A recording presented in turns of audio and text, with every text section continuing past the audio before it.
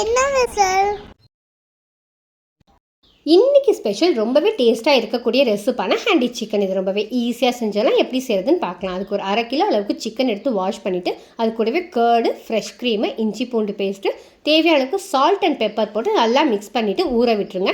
இது ஒரு 1/2 மணி நேரம் ஊறட்டும். தென் ஒரு பேனில் பட்டர் சேர்த்திக்கோங்க. அது கூடவே இந்த நம்ம ஊறின சிக்கனையும் சேர்த்துட்டு ஒரு 5 to 10 மினிட்ஸ் வந்து இதை குக் பண்ணுங்கள். போதுமானதாக இருக்கும். ஸோ 5 மினிட்ஸ்லேருந்து 10 மினிட்ஸ் அப்புறம் ஆனதுக்கப்புறமா நம்ம வந்து அந்த ஸ்மோக்கி ஃப்ளேவர் கொடுக்க போகிறோம். ஸோ அதுக்கு வந்து ஒரு குட்டி பவுல் வச்சு கார்கோல் வச்சுட்டு ஆயில் வந்து ஆட் பண்ணிங்கன்னா இந்த ஸ்மோக் வர ஆரம்பிக்கும். ஸோ அப்படியே க்ளோஸ் பண்ணி வச்சுட்டு ஒரு 10 மினிட்ஸ்லேருந்து 15 மினிட்ஸ் வைங்க. அந்த ஸ்மோக் ஃப்ளேவர் வந்து நமக்கு போதுமானதாக இருக்கும். இதுக்கு ஒரு பேஸ்ட் ஆட் பண்ண போகிறோம். அதுக்கு வந்து ஒரு கடாயில் வந்து பட்டர் ஆட் பண்ணிட்டு அது கூடவே பட்டை, கிராம்பு, ஏலக்காய், வெங்காயம், உப்பு சேர்த்து நல்லா வதக்கிக்கோங்க.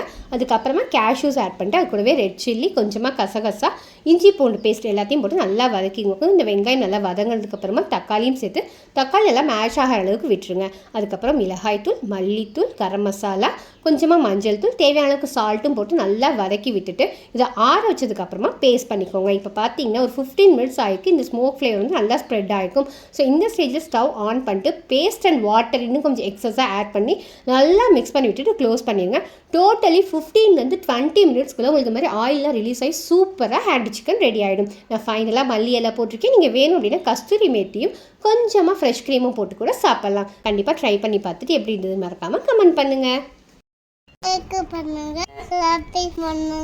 தேங்க்யூ. அச்சாத்தி.